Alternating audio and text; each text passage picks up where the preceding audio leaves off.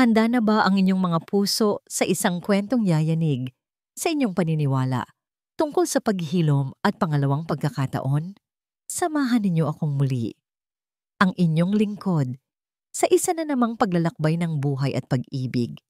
Sinasabi nilang, ang oras ang naghihilom ng lahat ng sugat. Ngunit paano kung ang mismong oras ay ang iyong naging kulungan at ang tanging susi para makalaya ay nasa palad ng isang taong hindi mo inaasahan? Halina't pakinggan natin ang kwento ng Ang Unang Salita. Ang katahimikan sa loob ng Villa Amihan ay may sariling bigat. Para kay Silvan Montesillo, ang bawat sulok ng marangyang mansyon ay isang paalala ng isang buhay na nawala, isang kaligayahang ninakaw. Ang malamig na hangin na dumadampi sa kanyang balat mula sa nakabukas na bintana ay tila ibinubulong ang pangalan ng kanyang yumaong asawa, si Isabela. Ngunit ang katahimikang yon ay biglang binasag ng isang tunog na gumising sa lahat ng demonyo sa kanyang kalooban. Mula sa kanyang kinatatayuan sa ikalawang palapag, tanaw niya ang sala. At doon, sa gitna ng makintab na sahig na gawa sa marmol, ay ang bago niyang katulong. Isang dalagang payat, simpleng manamit, at sa pagkakatanda niya ay nagngangalang liwayway. Ngunit hindi ang presensya nito ang nagpatigil sa kanyang paghinga. Nakakapit sa likod ng dalaga na parang isang koala sa puno ng eucalyptus ay ang kanyang 3 taong gulang na anak, si Sinag. Habang nagpupunas ng mga muebles si Liwayway, maingat na gumagalaw para hindi maistorbo ang bata sa kanyang likuran. Para sa iba, iyon ay maaaring isang larawan ng pag-aaruga. Ngunit para kay Silvan, iyon ay isang insulto, isang larawan ng kapabayaan. Bumaba siya ng hagdan. Ang bawat hakbang ay mabigat at puno ng galit na hindi maipaliwanag. Hindi niya namalayan na nakakuyom na pala ang kanyang mga kamao. Ang imahe ng kanyang munting prinsesa, ang tanging yaman na natitira sa kanya mula kay Isabela, na nakasabit sa likod ng isang estranghero habang ito'y nagtatrabaho, ay sumilab sa kanyang isipan. Bitiwan mo ang anak ko. Ang boses ni Silvan ay malamig. Mas malamig pa sa hangin na nagmumula sa labas. Natigilan si Liwayway. Dahan-dahan siyang lumingon. Ang mga mata ay puno ng pagtataka at bahagyang takot. Agad niyang ibinaba si Sinag mula sa kanyang likuran. Yumakap naman agad ang bata sa kanyang binti, nagtatago mula sa nanlilisik na mga mata ng sariling ama. "Sir?" Mahinang tanong ni Liwayway. "Bingi ka ba?" Umalingaw-ngaw ang boses ni Silvan sa buong sala. "Sinabi kong bitiwan mo siya. Anong klase kang tagapag-alaga? Ginagawa mong palaruan ng trabaho mo? Paano kung nabitawan mo siya? Paano kung nasaktan mo siya?" Sunod-sunod ang mga tanong. Bawat isa ay tila isang punyal na itinarak sa dibdib ng dalaga. Nakayuko lamang si Liwayway, hindi makatingin ng diretso sa amo. Ang mga balikat niya ay bahagyang nakakuyom, tila handang tanggapin ang anumang parusa. "Hindi ko po siya pababayaan, sir." Halos pabulong niyang sabi. "Huwag mo akong sagutin," sigaw ni Silvan. Itinuro niya ang pinto. "Hindi ko kailangan ng isang iresponsableng katulong sa pamamahay na ito. Kunin mo ang huling sahod mo sa mayordoma at umalis ka na. Ngayon din." Ang mga salitang iyon ay tumama kay Liwayway na parang isang malakas na sampal. Nag-angat siya ng tingin at sa mga mata niya ay nakita ni Silvan ang isang bagay na hindi niya inaasahan. Hindi galit, kundi isang malalim na lungkot. May mga luhang namumuo sa gilid ng kanyang mga mata, ngunit pinigilan niya itong tumulo. Walang imik, tumango siya. Dahan-dahan siyang lumuhod para magpantay sila ni Sinag. Hinaplos niya ang buhok ng bata at may ibinulong na hindi narinig ni Silvan. Pagkatapos ay tumayo siya at nagsimulang maglakad palayo. Hindi na muling lumingon. Naiwan si Silvan na nakatayo kasama si Sinag. Ang galit ay unti-unting napalitan ng isang mapait na pakiramdam ng tagumpay. Nagawa niyang protektahan ang kanyang anak. Iyon lang ang mahalaga. Ngunit si Sinag, na kanina patahimik na nakakapit sa binti ng ama, ay biglang bumitaw. Ang maliliit niyang mga mata ay nakasunod sa papalayong figura ni Liwayway. Ang kanyang munting bibig ay bahagyang bumukas. At doon nagsimula ang isang tunog. Una ay isang hikbi. Isang mahinang tunog ng pighati na tila nanggaling sa isang lugar na matagal nang sarado. Sinundan ito ng isa pang hikbi. Mas malakas na ngayon. Napakunot ang noo ni Sylvan. Bihira nang umiyak si Sinag. Mula nang pumanaw si Isabela, 2 taon na ang nakalipas. Tila nawalan na rin ng boses ang kanyang anak. Hindi na ito nagsalita. Hindi na ito tumawa. At halos hindi na rin ito umiyak. Ang mundo ni Sinag ay naging isang mundo ng nakabibinging katahimikan. Ngunit ngayon, ang katahimikang yon ay nababasag. Ang mga hikbi ni Sinag ay naging isang ganap na pag-iyak. Isang malakas, desperadong pag-iyak na puno ng sakit. Ang buong katawan ng bata ay nanginig. Itinuro niya ang pinto kung saan huling nakita si Liwayway. At pagkatapos, sa gitna ng kanyang paghagulgol, isang salita ang kumawala mula sa kanyang mga labi. Isang salita na halos 2 taon nang hinihintay ni Sylvan. Isang salita na akala niya ay hindi na niya muling maririnig. Liway. Ang tunog ay garalgal, halos hindi maintindihan, ngunit para kay Sylvan, ito ay kasing linaw ng isang kulog sa gitna ng gabi. Natigilan siya. Ang buong mundo niya ay huminto sa pag-ikot. Liway! Muling sigaw ng bata, mas malakas, mas desperado. Wawag! Liway! Ang mga binti ni Sylvan ay tila napako sa sahig. Ang kanyang puso ay nagsimulang tumibok ng napakabilis. 2 taon, 2 taon ng mga espesyalista, ng mga therapy, ng walang katapusang pag-asa at pagkabigo. 2 taon ng pananahimik. At ngayon, ang unang salitang namutawi sa bibig ng kanyang anak ay ang pangalan ng babaeng kasasante niya lang. Ang babaeng sinigawan niya hinamak at pinalayas. Tumingin siya sa kanyang anak na walang tigil sa pag-iyak. At pagkatapos ay sa pinto kung saan naglaho si Liwayway. Isang malamig na katotohanan ang gumapang sa kanyang buong pagkatao. Isang katotohanan na mas masakit pa sa kalungkutang matagal na niyang dinadala. Nagkamali siya. Isang karumaldumal na pagkakamali.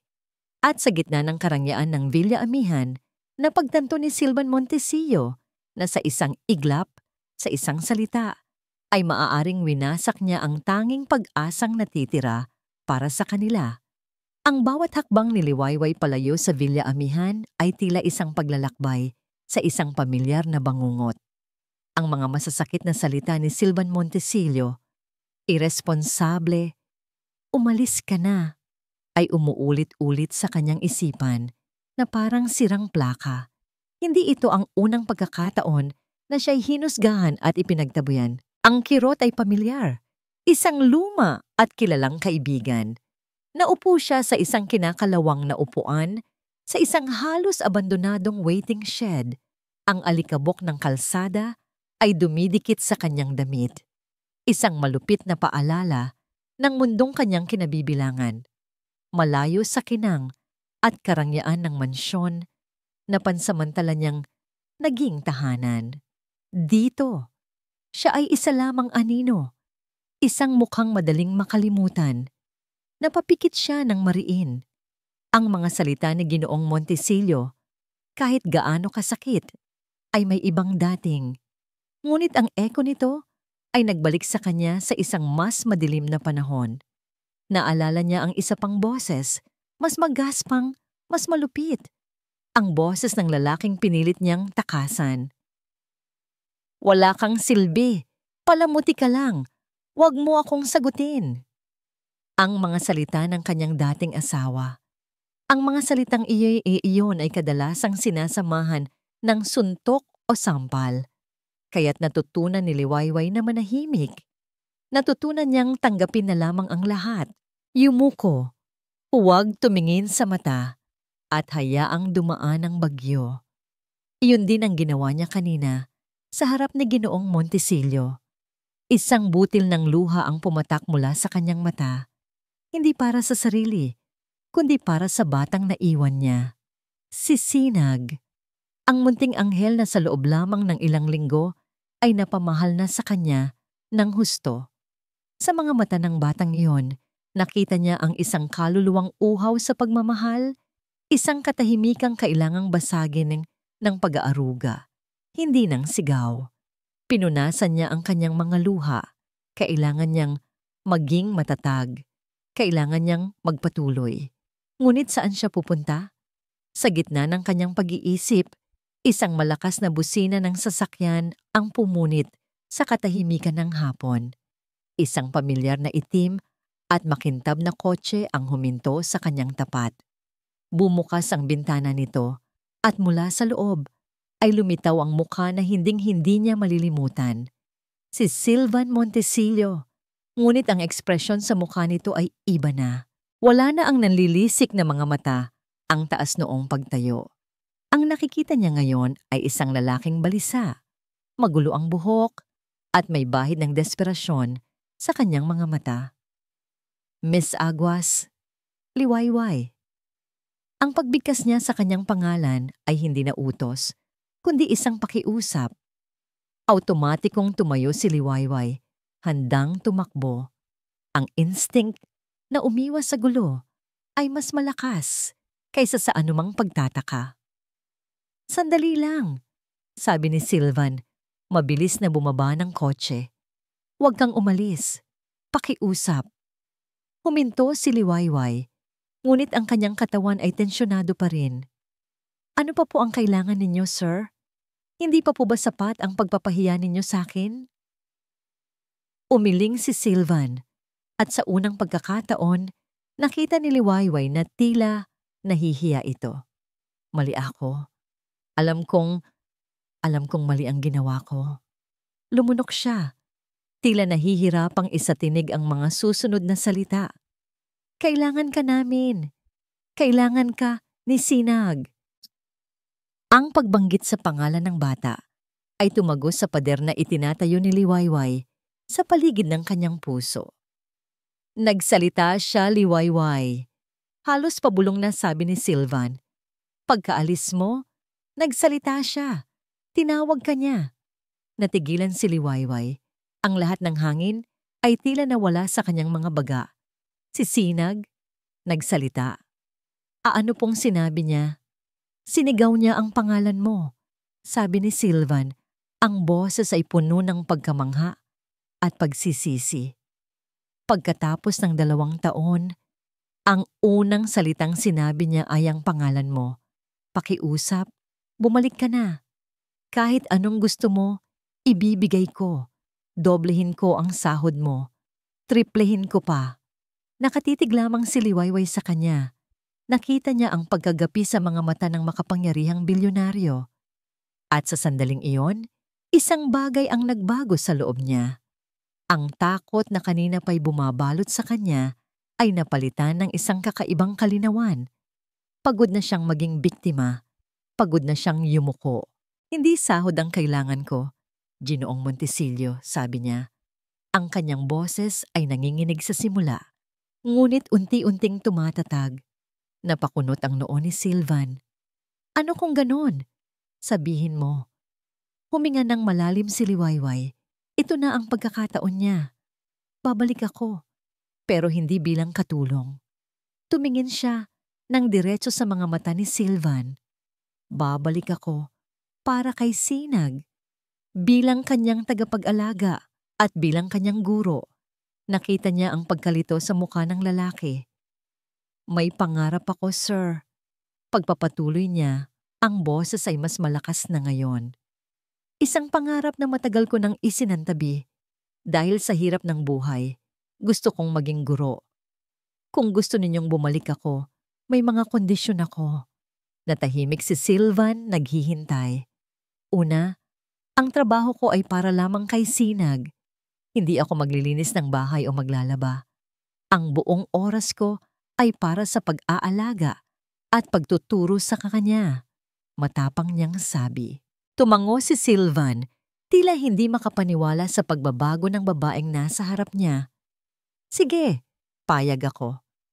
At ang pangalawa, dito na nag-alinlangan si Liwayway, ngunit tinipon niya ang lahat ng kanyang lakas. Pag-aaralin ninyo ako. Itutuloy ko ang kursong education na hindi ko natapos. Iyon ang kabayaran sa serbisyo ko. Sa pagkakataong ito, kitang-kita ang gulat sa mukha ni Sylvan. Hindi niya ito inaasahan. Isang katulong na humihingi ng edukasyon, hindi ng pera. Tinitigan niya si Liwayway. Tila sinusuri kung seryoso ba ito. Nakita niya ang determinasyon sa mga mata nito. Isang apoy na ngayon lang niya napansin. Ang isipan ni Sylvan ay naglakbay pabalik sa kanyang umiiyak na anak.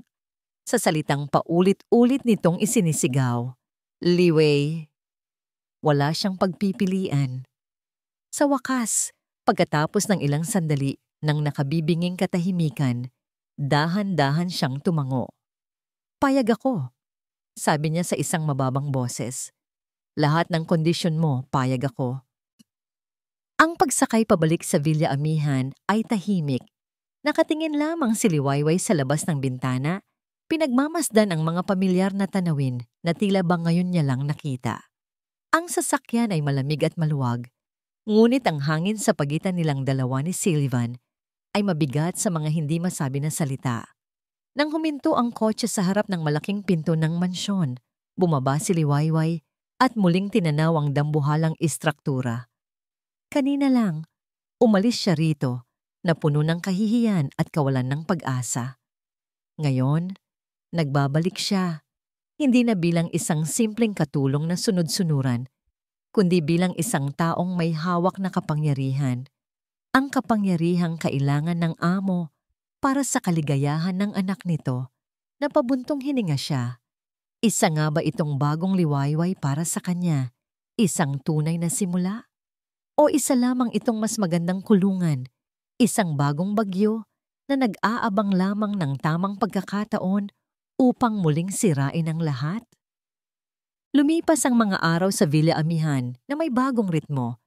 Isang ritmong hindi pa naririnig ni Sylvan Montesillo sa loob ng 2 taon. Ang kasunduan nila ni Liwayway ay naging isang formalidad na sinusunod ng lahat.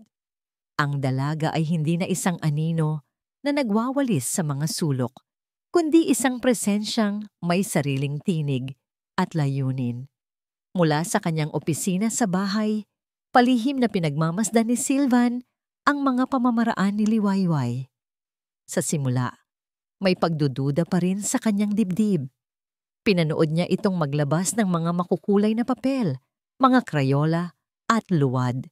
Mga bagay na matagal nang hindi nagagalaw sa playroom ni Sinag.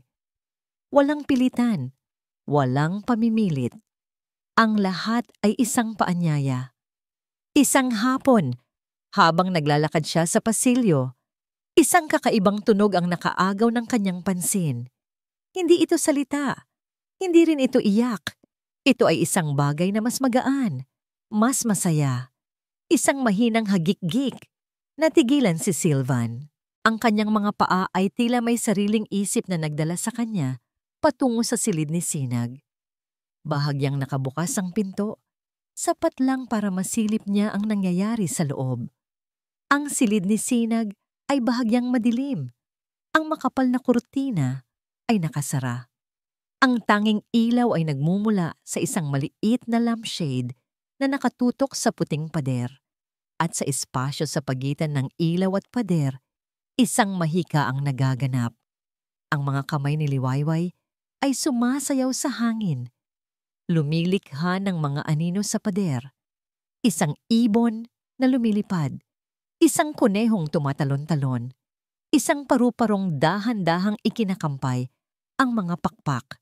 At si Sinag, na nakaupo sa sahig at yakap ang kanyang unan, ay nakatitig sa pader. Ang mga mata ay bilog at puno ng pagkamangha. At sa bawat bagong anyo na nililikha ni Liwayway, isang munting tawa, isang pigil na hagikgik ang kumakawala sa mga labi ng bata. Iyon ang tunog na narinig ni Sylvan. Ang tunog na sa loob ng 2 taon ay akala niya'y tuluyan ng naglaho. Nakatayo lamang si Sylvan sa labas ng pinto, isang tahimik na manonood. Pinanood niya ang kislap sa mga mata ng kanyang anak. Isang kislap na matagal na niyang hindi nakikita. Pinanood niya ang pasensya at lambing sa bawat galaw ni Liwayway na tila ba ang tanging misyon niya sa mundo ay ang ibalik ang nangiti sa mukha ng isang nalulungkot na bata. At sa mga labi ni Sylvan Montesillo, isang bagay na halos nakalimutan na niya kung paano gawin ang kusang na buo. Isang ngiti. Hindi pilit, hindi mapait. Isang tunay at payak na ngiti. Ang pagbabago ay dinala hanggang sa hapagkainan. Dati, ang hapunan ay isang seremonya ng katahimikan.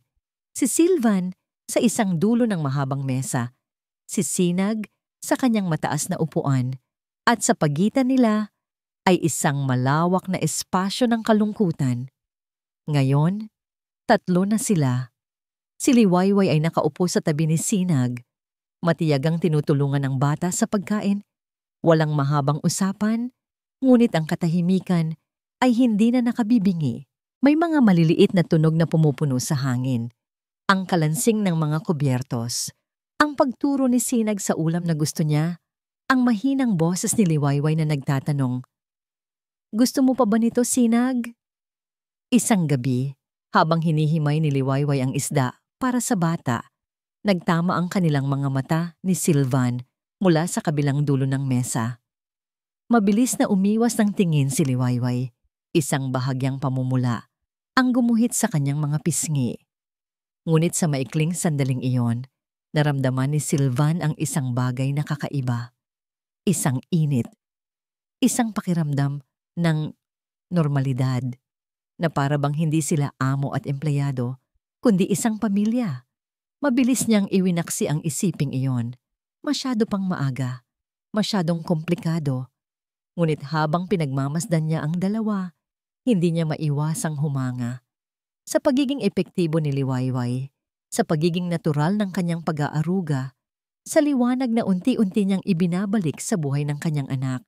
Sa gitna ng mapayapang hapunan, biglang tumunog ang telepono ni Sylvan. Nakarehistro sa screen ang isang pangalan na nagpabigat sa kanyang dibdib, Doña Esmeralda. Ang kanyang biyenan. Tumayo siya at lumayo ng kaunti mula sa mesa bago sagutin. "Hello, Mama!" Bati niya. Sinisikap na panatilihing magaan ang kanyang boses. "Sylvan, iho," sagot ng malamig at formal na boses sa kabilang linya. "Tumatawag lang ako para kumustahin si Sinag. Matagal-tagal na rin mula nang huli ko siyang makita." "Maayos naman po siya," sagot ni Sylvan. Ang mga mata ay automatikong napunta sa kanyang anak na ngayon ay sinusubukang gayahin ang anino ng aso gamit ang sariling mga kamay. "Nakarating sa akin na may bago ka raw katulong?" Ang tanong ay simple, ngunit ramdam ni Sylvan ang bigat sa likod nito. "Hindi na po siya katulong, Mama. Isa siyang childminder, isang tutor para kay Sinag." Pagtatama niya. Isang sandaling katahimikan. "Ganun ba? At kwalipikado ba siya? Anong mga kredensyal niya?" Napalunok si Sylvan. "She's very effective. Malaki ang naitutulong niya kay Sinag." "I see," sabi ni Doña Esmeralda. Ang boses ay hindi nagbabago. "Mabuti kung ganon. Sa katunayan, pupunta ako dyan sa makalawa. I want to see for myself. Kailangan kong makasiguro na ang apo ko ay nasa pinakamabuting mga kamay, Sylvan." Bago pa man makasagot si Sylvan, ibinaba na ng Donya ang telepono. Naiwan si Sylvan na hawak ang telepono. Ang init na kanina'y nararamdaman niya ay biglang naglaho na parang bula. Napalitan ito ng isang pamilyar na lamig. Ang anino ng nakaraan na akala niya ay unti-unti nang humuhupa, ay nagbabantang bumalik at takpan ang munting liwanag na kasisimula pa lamang sumilay sa kanilang tahanan. Inihanda ni Liwayway ang kanyang sarili tulad ng isang sundalong naghahanda para sa isang digmaan na hindi niya naiintindihan. Ang babala ni Silvan Montesillo 2 araw na ang nakalipas ay maikli, ngunit mabigat. Darating ang biyanan ko. Maging magalang ka lang, pero mag-iingat ka. Hindi na ito nagtanong pa. Kitang-kita niya sa mga mata ng amo ang isang anino na hindi dala ng pagluluksa para sa asawa, kundi ng isang bagay na mas komplikado, isang pag-iingat. At ngayon, ang araw na yon ay dumating. Isang itim na Mercedes-Benz ang marahang pumasok sa malawak na driveway ng Villa Amihan. Bago pa man ito tuluyang huminto, bumaba na ang isang driver na nakauniporme para pagbuksan ng pinto sa likuran. Mula sa kinatatayuan ni Liwayway sa tabi ng malaking pinto, kasama si Sinag na hawak ang kanyang kamay, pinanood niya ang paglabas ng isang babaeng tila hinugot mula sa isang lumang magasin ng Alta Sociedad. Si Doña Esmeralda Vida de Sobel ay nakasuot ng isang eleganteng puting bestida na may alahas na perlas sa kanyang leeg at mga tainga. Ang kanyang buhok ay perpektong nakaayos at ang kanyang tindig ay nagpapahiwatig ng kapangyarihan at awtoridad. Ngunit ang mga mata nito, nang magtama ang kanilang paningin, ay kasing lamig ng marmol na sahig na kanyang tinatapakan. Tiningnan siya ni Doña Esmeralda mula ulo hanggang paa, isang mabilis, ngunit masusing pagsusuri na nagparamdam kay Liwayway na siya ay isang insektong sinusuri sa ilalim ng mikroskopyo. Isang ngingiti ang sumilay sa mga labi ng matandang ginang, ngunit hindi ito umabot sa kanyang mga mata. "Ah, ikaw pala yon," sabi nito. Ang boses ay matamis, ngunit may bahid ng pangmamaliit. "Ang tutor." Bago pa man makasagot si Liwayway, ang atensyon ng Donya ay napunta na sa bata sa kanyang tabi. "Aking munting anghel," ang malambing niyang sabi, at lumuhod para yakapin si Sinag. "Namiss ka ng husto ni Lola." Nagtago si Sinag sa likod ng mga binti ni Liwayway. Hindi ito takot, ngunit isang malinaw na pag-iwas. Hindi pinansin ni Doña Esmeralda ang pag-iwas ng apo. Tumayo siya at hinarap si Silvan na kasalukuyang papalapit. "Silvan, iho." "Mama," sagot ni Silvan, hinalikan ng pisngi ng biyenan. "Mabuti at nakarating kayo ng ligtas." "Siyempre naman," sabi ng Donya. Ang mga mata ay muling bumaling kay Liwayway. "Kailangan kong siguraduhin na ang lahat ay nasa ayos dito, lalo na ang aking apo." Ang hapunan ng gabing iyon ay isang pagsubok sa katatagan ni Liwayway. Ang masayang himig na namayani sa hapagkainan sa mga nakaraang araw ay naglaho, napalitan ng isang mabigat at formal na katahimikan. Si Doña Esmeralda ang bumasag nito. "Hija, ano nga ulit ang pangalan mo?" tanong nito, kahit na alam niyang ipinakilala na sila kanina. "Liwayway po," mahinang sagot niya. "Liwayway, anong ganda," sabi ng Donya na tila isang papuri, ngunit ang tono ay iba. "Taga saang probinsya ka, Hija?" "Taga Laguna po." "Ah, Laguna. At ang mga magulang mo, ano ang kanilang hanapbuhay?" Bawat tanong ay tila isang karayom. Alam ni Liwayway na hindi ito simpleng pakikipag-usap. Ito ay isang interogasyon. "Magsasaka po ang aking ama. Ang nanay ko po ay nasa bahay lang." "Ah, I see." Tumango-tango ang Donya at sumulyap kay Silvan. Isang simpleng pamumuhay. Nakakatuwa. Sinubukang ibahin ni Silvan ang usapan. "Mama, Sinag learned a new shape today. Liwayway taught her." Ngunit pinutol siya ng Donya. "Speaking of pag-aaral," sabi nito, muling binalingan si Liwayway. "Saan ka ba nagkolehiyo? At anong kurso ang tinapos mo?" Dito na natigilan si Liwayway. Hindi pa po ako tapos, ma'am. Huminto po ako. Education po ang kurso ko. Hindi tapos? Muling ulit ng Donya, ang isang kilay ay bahagyang tumaas. Kung ganon, anong kwalifikasyon mo para magturo sa aking apo? Bago pa man makasagot si Liwayway, sumagot na si Sylvan, ang boses ay may diin. Ako ang nagdesisyon niya na mama at nakikita ko ang resulta. Iyon ang mahalaga. Isang matalim na tingin ang ipinukol ng Donya sa kanyang manugang. Ngunit mabilis itong napalitan ng isang malungkot na ngangiti. Pasensya na, iho. Nag-aalala lang ako. Alam mo naman, sisinag na lang ang alaala ni Isabela na natitira sa atin. At doon, inilabas niya ang kanyang sandata. Mayordoma, pakikuha mo nga ang aking bag. Utos niya. Mula sa bag, inilabas niya ang isang malaking leather-bound na photo album. Inilapag niya ito sa mesa. Tingnan mo, Sylvan, para maalala natin ang mga masasayang araw.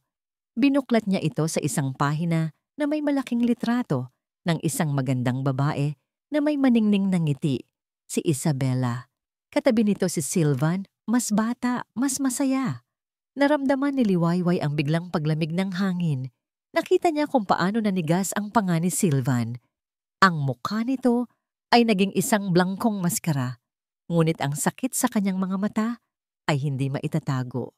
Ito yung huling kaarawan niya, sabi ni Doña Esmeralda. Ang boses ay puno ng pait. Napakasaya niya noon, puno ng buhay. Kung alam lang natin, hindi niya tinapos ang sasabihin, ngunit ang bigat ng mga salitang hindi binitiwan ay dumagan sa buong silid. Naramdaman ni Liwayway na para siyang isang magnanakaw na nahuli sa akto, isang dayuhan sa isang sagradong lugar ng pagluluksa. Gusto na niyang umalis, magtago, maglaho. Ang tensyon ay naramdaman kahit ni Sinag. Ang bata, na kanina pa tahimik na kumakain, ay biglang binitawan ng kanyang kutsara. Bumaba ito sa upuan at sa halip na lumapit sa kanyang lola na bumubulong ng kanyang pangalan, ay naglakad ito papunta sa tabi ni Liwayway at mahigpit na hinawakan ang kamay nito. Ang simpleng aksyon na yon ay mas malakas pa sa anumang salita. Isang malinaw na pagpili, isang malamig na kislap ang dumaan sa mga mata ni Doña Esmeralda. Ngumiti lamang ito nang pilit at isinara ang album. Nang matapos ang hapunan at oras nang umalis ang Donya, sinamahan siya ni Sylvan palabas. Naiwan si Liwayway sa sala para ayusin ang mga laruan ni Sinag. Habang nakayuko siya, isang anino ang tumabon sa kanya. Pag-angat niya ng tingin, nakatayo sa harap niya si Doña Esmeralda, nag-iisa. Wala na ang matamis ng ngiti, wala na ang pagkukunwari. Ang natira ay isang malamig at matigas na ekspresyon. Makinig ka sa akin, dalaga. Sabi nito sa isang boses na halos pabulong ngunit puno ng bakal. Huwag kang magkakamaling isipin na may lugar ka sa pamilyang ito. Isa ka lang katulong na binigyan ng ibang titulo. Lumapit pa ito ng kaunti. Ang mamahaling pabango ay sumasakal sa hangin. Ang mga hindi kauri ay hindi dapat nangangarap ng mataas. Ang apo ko ay para sa mas higit pa. Tandaan mo yan. Pagkasabi noon, tumalikod na ito at naglakad palayo na tila walang nangyari. Iniwan si Liwayway na nakatayo, nanginginig at yakap ang isang manika. Ang init ng pag-asa na naramdaman niya sa mga nakaraang araw ay biglang nilamon ng isang nakapangingilabot na lamig. Naintindihan niya na ngayon. Ang laban sa Villa Amihan ay hindi lamang para sa boses ni Sinag. Ito ay isang digmaan at siya, sa ayaw at sa gusto niya, ay nasa gitna nito. Ang mga salita ni Doña Esmeralda ay parang lason na, dahan-dahang gumagapang sa sistema ni Sylvan Montesilio. Kahit na umalis na ang kanyang biyenan, Ang bakas ng banta nito ay nanatili sa malamig na hangin ng Villa Amihan. Hindi tapos. Anong kwalifikasyon niya? Gabi-gabi, sa katahimikan ng kanyang opisina, ang mga tanong na yon ay bumabalik sa kanya. Tinititigan niya ang mga report mula sa mga naunang child psychologist at therapist ni Sinag. Lahat ay may mga doctorate, lahat ay may matataas na kredensyal, ngunit lahat sila ay nabigo. Pagkatapos ay titingnan niya ang live feed mula sa CCTV camera na nakatutok sa pasilyo malapit sa kwarto ni Liwayway. Madalas, nakikita niya itong nakaupo sa isang maliit na mesa. Nagbabasa ng libro. Ang muka ay seryoso at nakapokus.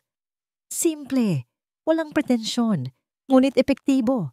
Napaka-epektibo ang pagtawa ni Sinag na naririnig na niya ngayon sa mga pasilyo, ang mga bagong salitang unti-unti nitong natututunan. Lahat ng iyon ay testamento sa kakayahan ni Liwayway. Iyon dapat ang mahalaga, ngunit ang lason ay nandoon pa rin. Ang pagdududa. Isang maliit na tinig sa likod ng kanyang isipan, isang tinig na parang kay Doña Esmeralda. Paano kung tama siya? Paano kung may tinatago ang babaeng ito? Paano kung inilalagay ko sa panganib ang sarili kong anak dahil lang sa nabubulagan ako sa mga resulta?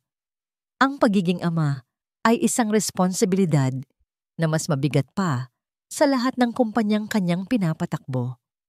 At sa responsibilidad na yon, walang puwang ang pagkakamali. Isang gabi, matapos ang isang linggong pagtatalo sa sarili, dinampot niya ang kanyang telepono. Nagdial siya ng isang numero na matagal na niyang hindi tinatawagan.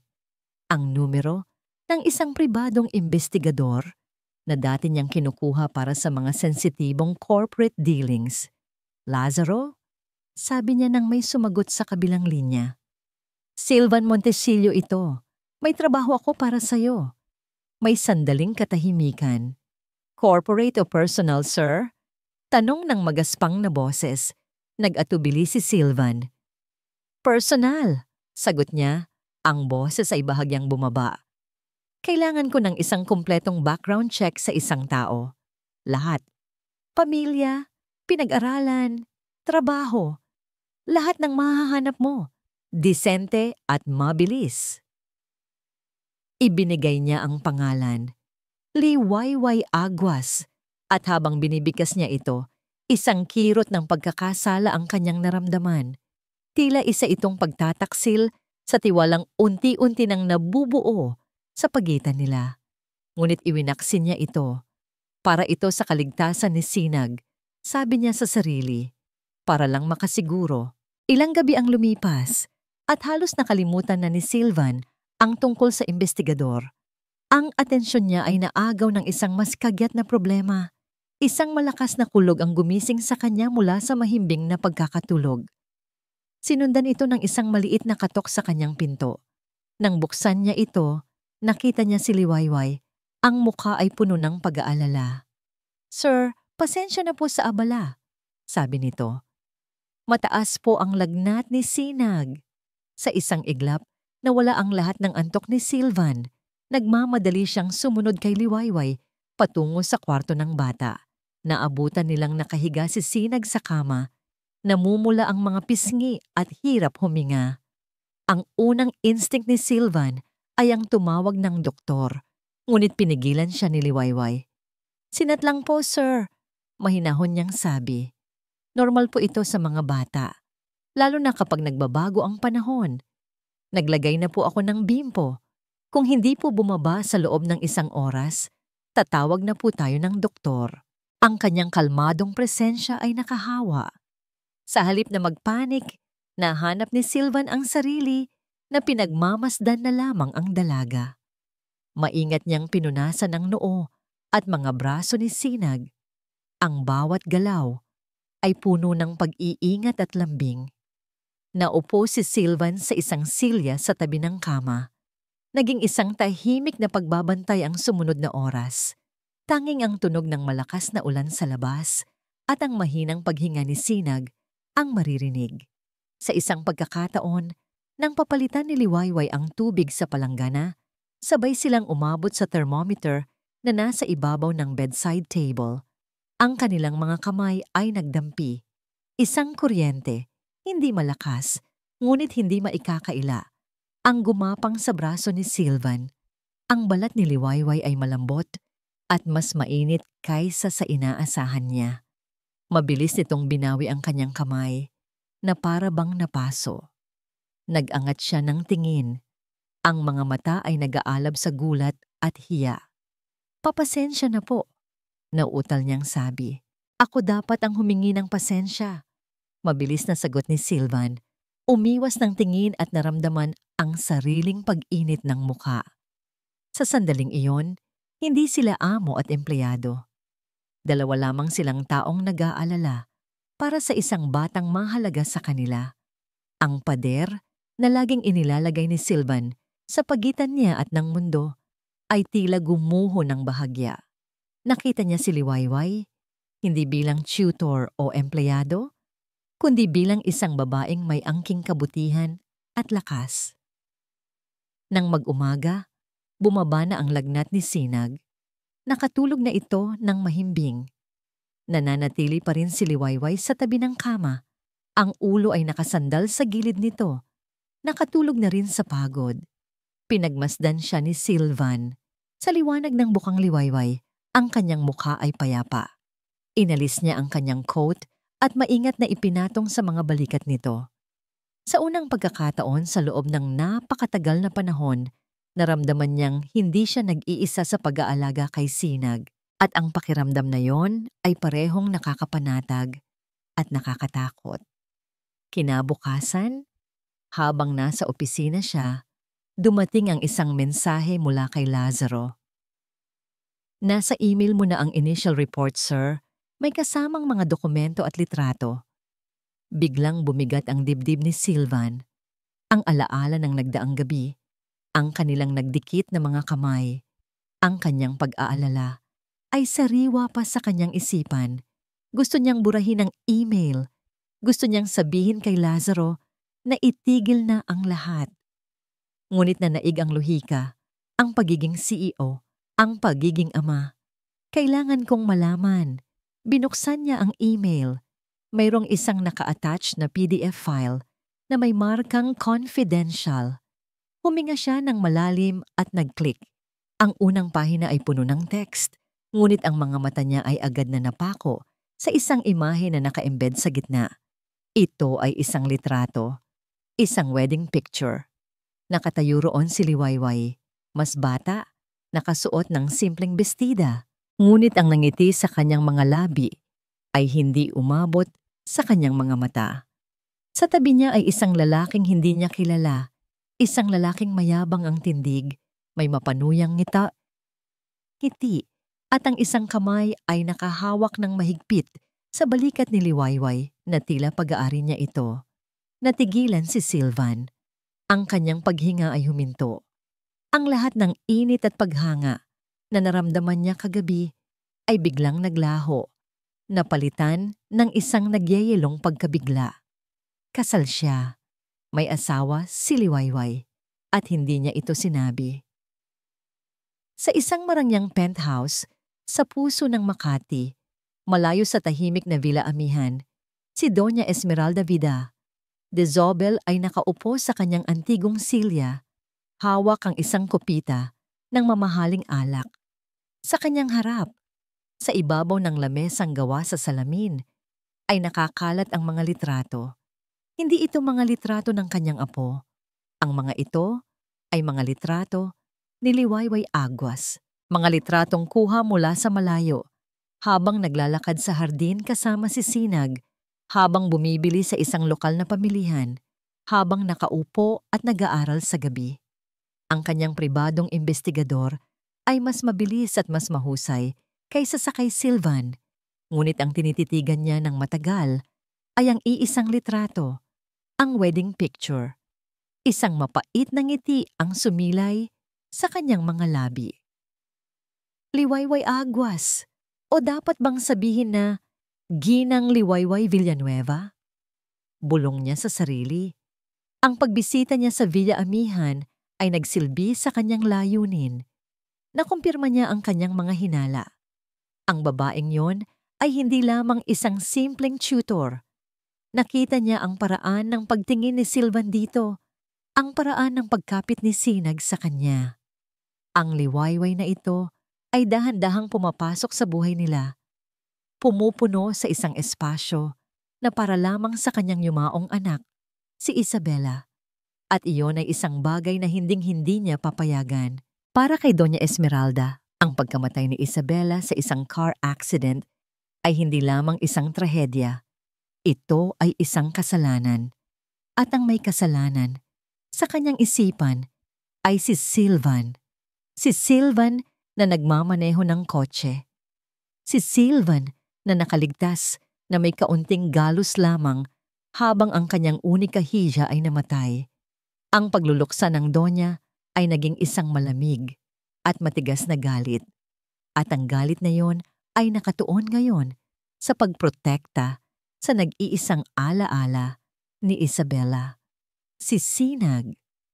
Sa kanyang baluktot na pananaw, ang pagkuha kay Sinag mula kay Sylvan ay hindi isang paghihiganti, kundi isang pagliligtas. Pagliligtas sa kanyang apo mula sa isang amang sa tingin niya ay pabaya at ngayon ay handa ng palitan ang ina nito.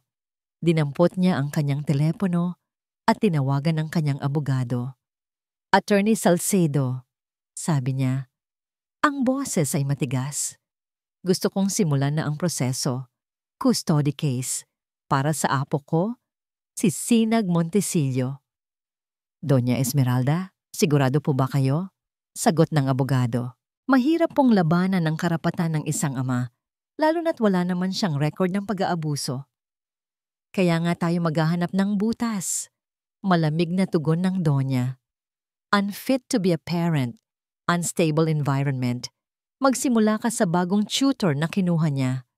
Pagkatapos ng tawag, muli niyang tiningnan ang mga papeles. Ang pangalan ng lalaki sa wedding picture, Ricardo Villanueva. May mga tala ng minor offenses, public disturbance, drunk and disorderly conduct, isang perpektong panggulo, isang multo mula sa nakaraan ni Liwayway na handa niyang buhayin. Kinabukasan, nagpunta siya sa isang lugar na hinding-hindi niya aakalaing pupuntahan.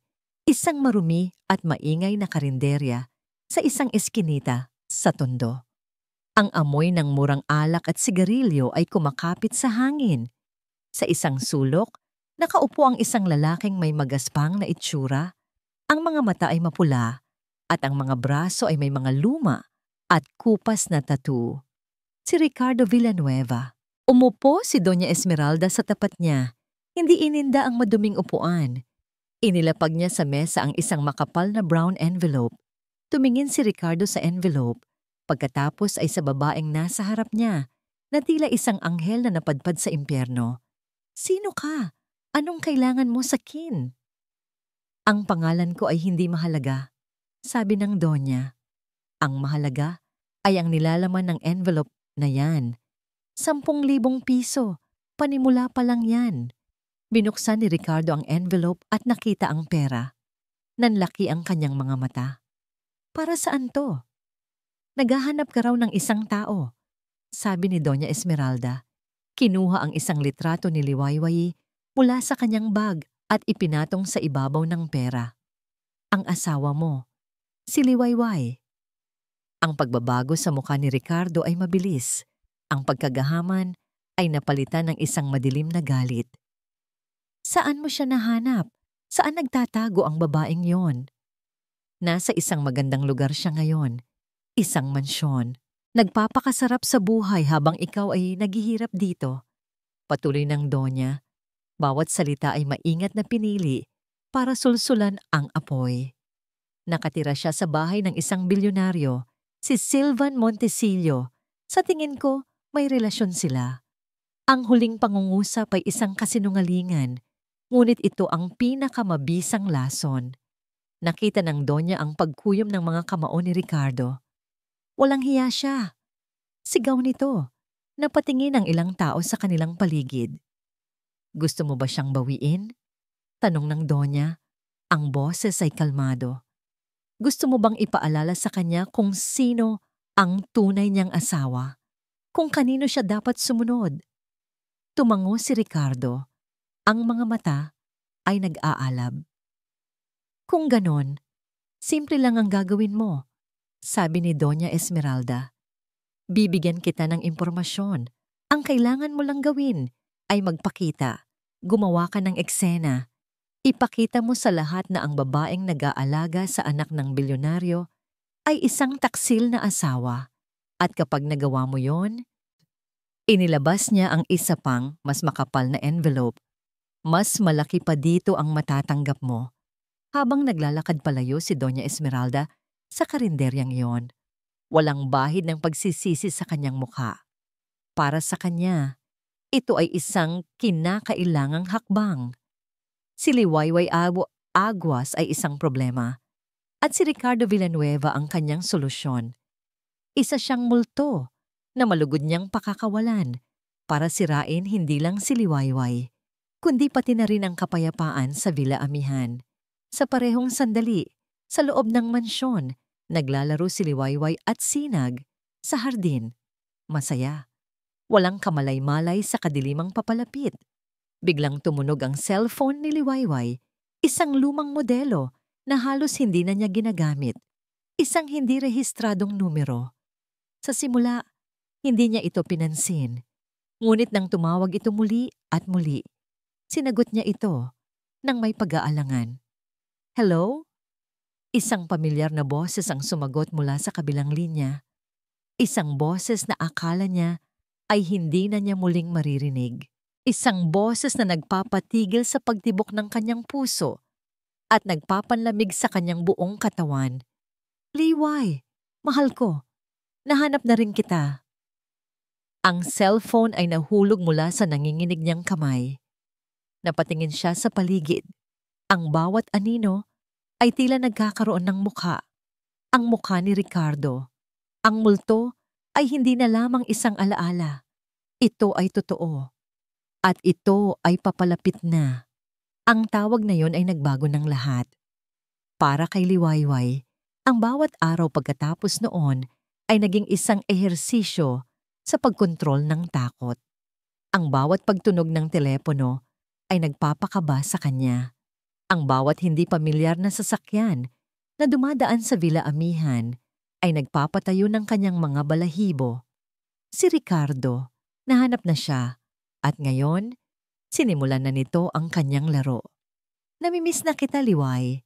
Umuwi ka na sa akin. Alam mo bang kasalanan sa Diyos ang iwanan ng asawa mo? Bigyan mo ako ng pera. Kung hindi, pupuntahan kita dyan at gagawa ako ng iskandalo. Ang mga text messages ay dumarating sa iba't ibang oras. Bawat isa ay isang tusok ng yelo sa kanyang puso. Hindi siya makakain. Hindi siya makatulog. Ang nangiti na ibinibigay niya kay Sinag ay naging pilit. Ang kanyang mga kamay ay palaging nanginginig. Samantala, sa kabilang panig ng mansyon, si Silvan Montesillo ay nakikipagbuno sa sarili niyang mga demonyo. Ang litrato ng kasal, ang katotohanang may asawa si Liwayway at inilihim ito sa kanya. Ilang araw niyang sinubukan itong isantabi. Sinabi niya sa sarili na wala siyang pakialam. Ang mahalaga ay ang epekto ni Liwayway kay Sinag.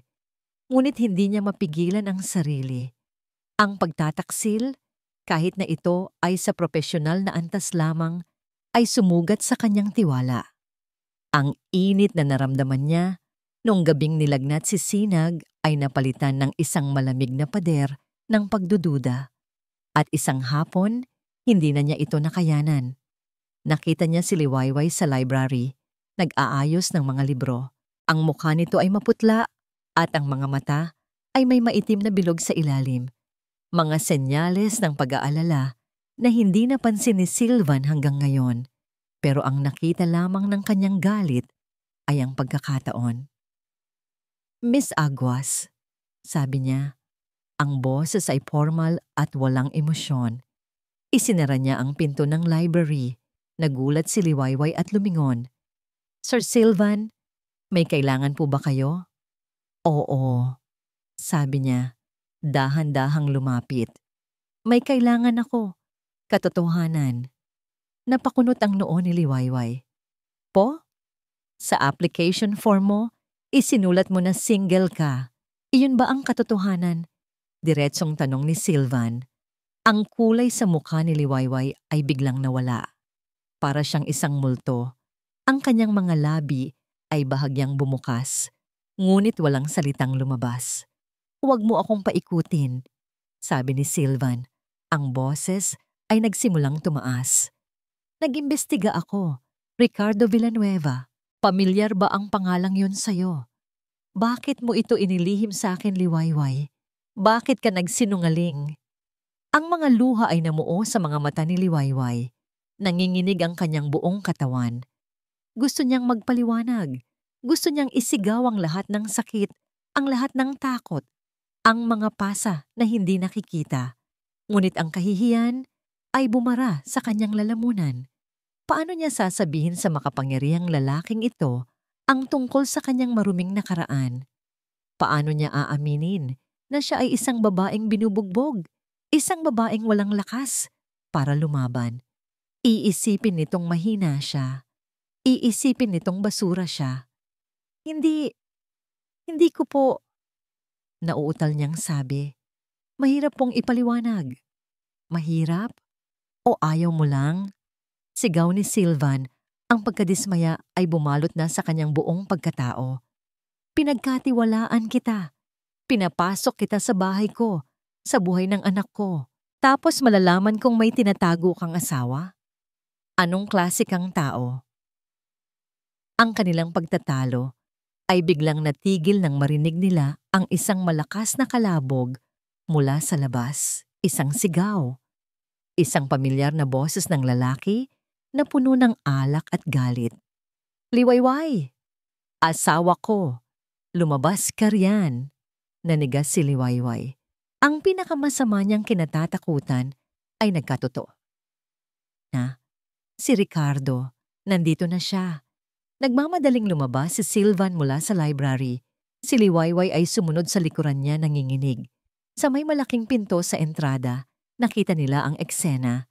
Si Ricardo Villanueva, amoy alak at mukhang gusgusin, ay pilit na pumapasok habang pinipigilan ng dalawang security guard. Bitawan niyo ko! Asawa ko yung hinahanap ko! Kinuha ng amo niyo ang asawa ko! Sigaw ni Ricardo. Itinuturo si Sylvan. Sir, nagpupumilit po siyang pumasok, sabi ng isang guard kay Sylvan. Ang buong atensyon ni Ricardo ay napunta kay Liwayway na nakatayo sa likod ni Sylvan. Ayan ka lang pala, mahal ko. Sabi nito, ang nangiti ay mapanukso. Nagpapakasarap ka na pala dito sa palasyo ng bago mo? Nakalimutan mo na ba ang asawa mong naghihirap? Nagtago si Liwayway sa likod ni Sylvan na para bang ang katawan ng amo niya ay isang kalasag. Ang eksena ay isang purong kaguluhan. At sa gitna ng lahat ng ito, isang maliit na figura ang lumitaw sa itaas ng hagdan. Si Sinag. Nagising sa sigawan. Nakatayo siya roon, ang kanyang mga mata ay malaki sa takot. Pinapanood ang kaguluhan sa ibaba. Ang kanyang munting katawan ay nagsimulang manginig. Ang progreso na nagawa nila sa mga nakaraang linggo ay tila naglalaho sa bawat sigaw. Umalis ka dito. Mahinahon, ngunit may bigat na sabi ni Sylvan kay Ricardo. Kung hindi, tatawag ako ng pulis. Tumawag ka, hamon ni Ricardo.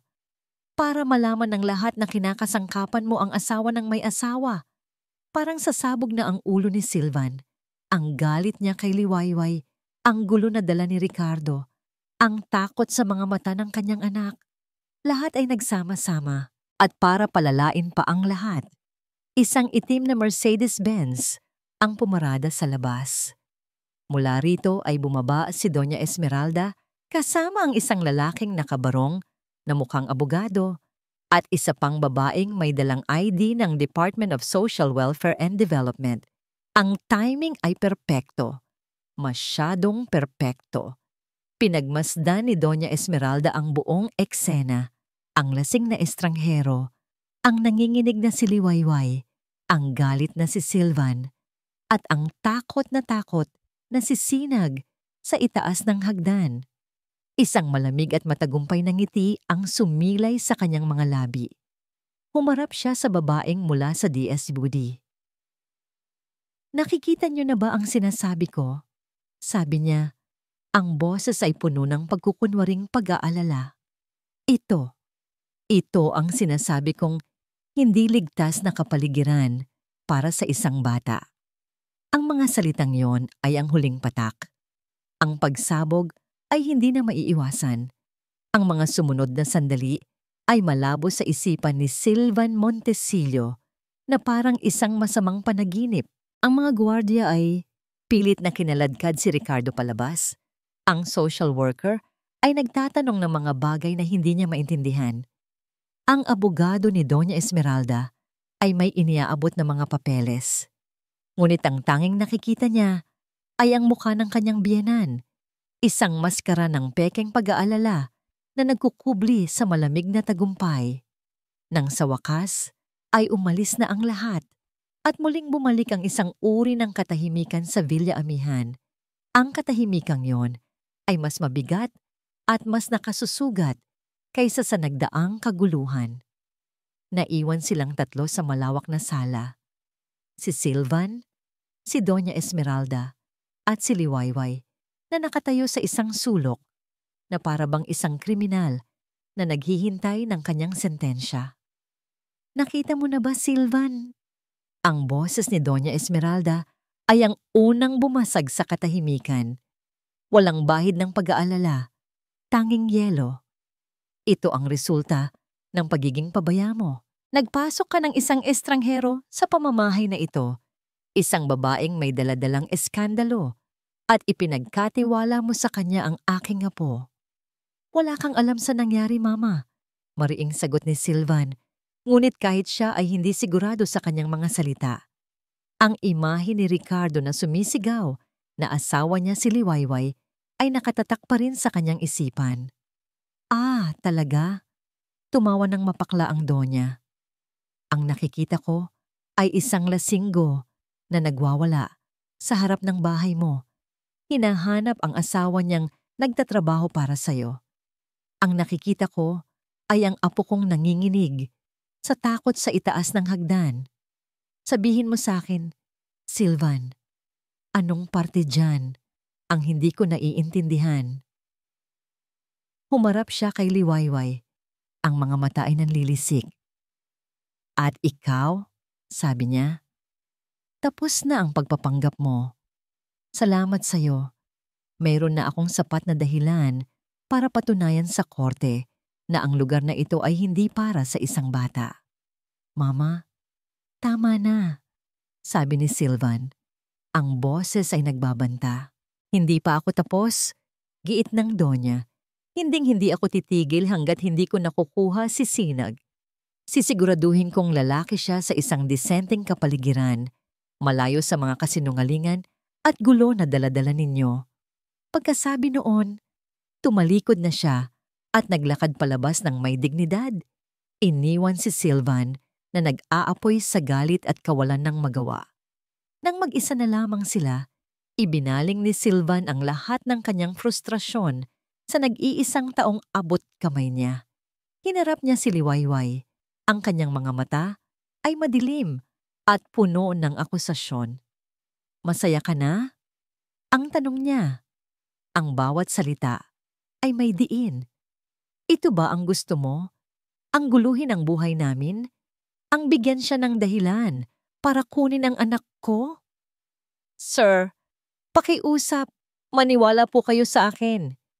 Umiiyak na pakiusap ni Liwayway. Lumapit ito ng bahagya. "Wala po akong kinalaman dito." "Wala?" Tumawa si Silvan ng walang saya. "Dumating ang asawa mo dito, Liwayway. Nagwala siya at ipinagsigawan sa buong mundo ang tungkol sa inyo. At sasabihin mong wala kang kinalaman. Pinaniwala mo ako. Akala ko iba ka. Akala ko matutulungan mo kami. Pero ano ang ginawa mo? Nagdala ka lang ng problema. Nagdala ka ng panganib sa anak ko. Ang bawat salita ay isang latigo na humahampas sa kaluluwa ni Liwayway. Ngunit wala na siyang lakas para magpaliwanag. Pagod na siyang umiyak. Pagod na siyang matakot. Ang nakikita lamang niya sa mga mata ni Sylvan ay ang kawalan ng tiwala. Ang parehong paghusga na nakita niya sa mga mata ni Ricardo, sa mga mata ng lahat. Pinagsisisihan ko ang araw na pinabalik kita dito, sabi ni Sylvan. Ang boses ay bumaba sa isang mapanganib na bulong. Sana hinayaan na lang kitang umalis. Iyon na. Ang mga salitang yon ang tuluyang pumatay sa anumang natitirang pag-asa sa puso ni Liwayway. Tumigil ang kanyang pag-iyak. Napalitan ito ng isang blangkong pagtanggap. Tumingin siya ng diretso sa mga mata ni Sylvan at sa pagkakataong ito, wala nang pakiusap, wala nang takot. Tanging isang malalim at basag na kalungkutan. Hindi na siya nagsalita. Hindi na siya nagpaliwanag. Dahan-dahan siyang tumango na para bang sinasabing, naiintindihan ko. Tumalikod siya at nagsimulang maglakad patungo sa kanyang silid. Ang bawat hakbang ay mabigat. Walang pag-aalinlangan. Naiwan si Sylvan na nakatayo sa gitna ng sala. Sa isang sulok ng kanyang isipan, may isang tinig na nagsasabing pigilan niya ito, na may mali sa lahat ng ito. Ngunit ang tinig na yon ay nalunod ng kanyang galit, ng kanyang takot na mawala si Sinag. Hinayaan niya lang itong maglakad palayo. Ilang minuto ang lumipas, bumaba si Liwayway, dala ang isang maliit na bag na naglalaman ng kanyang iilang mga gamit. Hindi na siya lumingon, hindi na siya nagpaalam. Naglakad siya palabas ng malaking pinto ng Villa Amihan at sinalubong ang nagsisimulang pag-ambon ng ulan. Habang naglalakad siya palayo sa malawak na driveway, ang ulan ay unti-unting lumakas na tila nakikidalamhati sa kanya. Ang mga luha na hindi na niya kayang ilabas ay hinaluan ng malamig na tubig ulan na dumadaloy sa kanyang pisngi. Wala siyang patutunguhan, walang babalikan. Lahat ay nawala. Sa loob ng mansyon, umakyat si Sylvan sa kwarto ni Sinag. Naabutan niya itong nakaupo sa sahig, yakap-yakap ang mga tuhod, nakatingin sa kawalan. Ang kislap na unti-unting bumabalik sa mga mata nito sa mga nakaraang linggo ay muling naglaho. Napalitan ito ng pamilyar na bakanteng tingin. Muli, ang kanyang munting Sinag ay bumalik sa isang mundo ng katahimikan. Napaupo si Sylvan sa sahig, ilang talampakan ng layo mula sa kanyang anak. Ang bigat ng kanyang ginawa ay nagsimulang dumagan sa kanya. Tiningnan niya ang kanyang anak. At pagkatapos ay ang bintana kung saan tanaw ang daan na nilakaran ni Liwayway. Isang nakabibinging katahimikan ang muling bumalot sa Villa Amihan.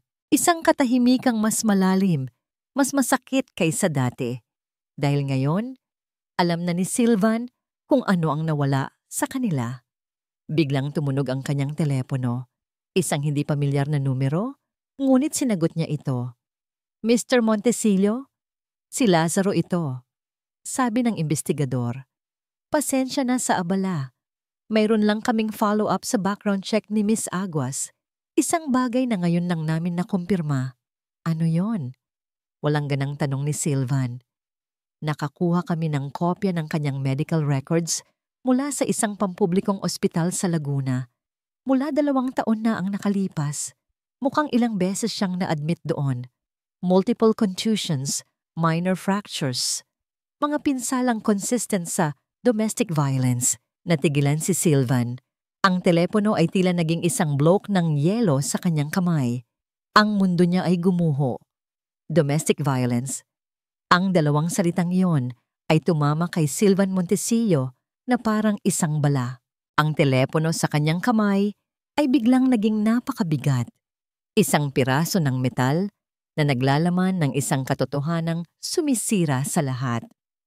Sa kanyang isipan, ang mga salitang sinabi niya kay Liwayway, sinungaling, nagdala ka ng gulo, Pinagsisisihan kita ay umuulit-ulit. Bawat isa ay isang sampal sa kanyang sariling mukha. Sir, andyan pa po ba kayo? Tanong ni Lazaro sa kabilang linya. I-send mo sa akin ang lahat. Utos ni Silvan. Ang boses ay garalgal at halos hindi na niya makilala. Lahat ng detalye. Ngayon na. Pagkababa ng tawag, pumasok ang email. Binuksan niya ang attachment. Hindi ito mga litrato ng mga pasa at sugat. Mas malala pa. Ito ay mga clinical na description, mga salitang medikal na walang emosyon, na naglalarawan sa pinakamasakit na paraan ng pagdurusa ng isang tao. Multiple contusions, upper torso and arms. Healed fracture, left rib. Patient was hesitant to name perpetrator. Napasuklay si Silvan sa kanyang buhok. Ang kanyang paghinga ay mababaw at mabilis. Ang bawat salita ay isang patunay ng kanyang kalupitan. Ang babaeng hinusgahan niya, na tinawag niyang sinungaling, ay isang biktima na nagtatago ng mga sugat na mas malalim pa sa kanyang kayang imaginin. At siya, sa kanyang kayabangan at galit, ay dinagdagan pa ang mga sugat na yon. Isang nag-aalab na galit ang pumalit sa kanyang pagsisisi. Galit hindi lang sa sarili, kundi sa lahat ng nagdulot nito. Dinampot niyang muli ang telepono. Lazaro? Sabi niya. Ang boses ay mativos ay matigas na ngayon at puno ng bakal. May isa pa akong ipapahanap. Kailangan kong malaman kung may koneksyon si Doña Esmeralda Zobel sa lalaking nagngangalang Ricardo Villanueva. Gusto ko ng resulta sa loob ng 1 oras. Hindi na niya kailangang maghintay ng matagal. Pagkalipas ng 45 minuto, isang bagong email ang dumating. Isang litrato. Kuha mula sa CCTV ng isang karinderya. Malinaw na nakaupo si Doña Esmeralda sa tapat ni Ricardo Villanueva. Isang brown envelope ang nasa pagitan nila. Iyon na, ang katibayan. Hindi na siya nag-aksaya ng panahon. Kinuha niya ang susi ng kanyang kotse at nagmaneho na parang demonyo patungo sa penthouse ng kanyang biyenan. Walang pagbati. Walang formalidad. Pumasok siya sa loob at ibinato sa ibabaw ng mamahaling lamesa nito ang tablet na nagpapakita ng litrato. Ano ito, Mama? Tanong niya. Ang boses ay kalmado, ngunit may nakatagong bagsik. Natigilan si Doña Esmeralda, ngunit mabilis siyang nakabawi. Wala akong alam dyan. Baka kamukha ko lang. Huwag na tayong maglokohan, sabi ni Silvan. Alam nating pareho kung ano ang ginawa ninyo. Ginamit ninyo ang isang desperadong babae. Sinulsulan ninyo ang isang abusadong lalaki. Lahat para lang makuha ang gusto ninyo. Inilagay ninyo sa panganib ang sarili ninyong apo para lang sa inyong paghihiganti sa akin. Ginawa ko yon para protektahan siya. Sigaw ng Donya. Ang maskara ay tuluyan ng nalaglag. Mula sa'yo at mula sa babaeng yon. Hindi, malamig na tugon ni Silvan.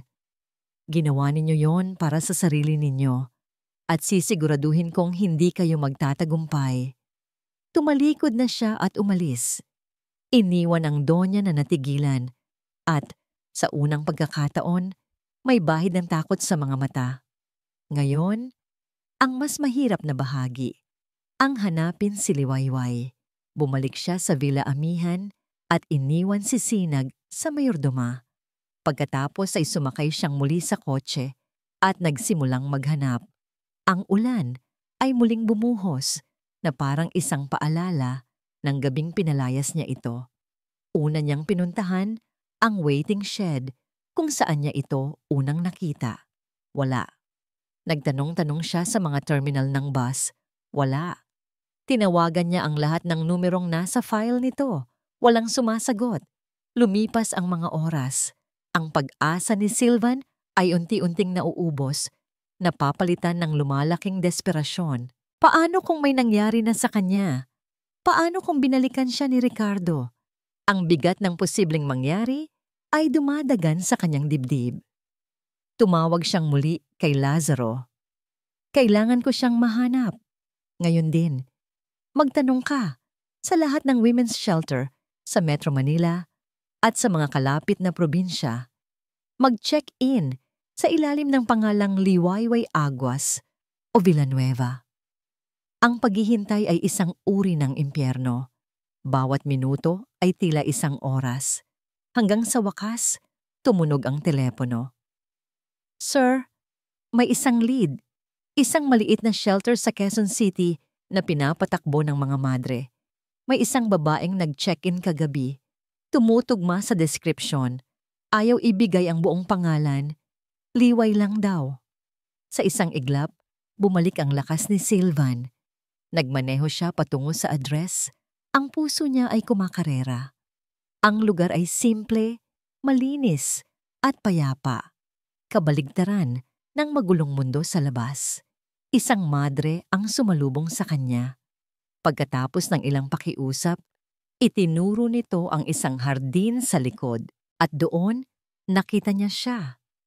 Nakaupo si Liwayway sa isang bangko nakatingin sa kawalan. Ang buhok niya ay basa pa at ang kanyang mukha ay walang emosyon. Mas payat siya kaysa sa huli niya itong nakita. Isang basag na manika. Dahan-dahan siyang lumapit. Ang bawat hakbang ay maingat, na parang lumalapit sa isang sugatang hayop.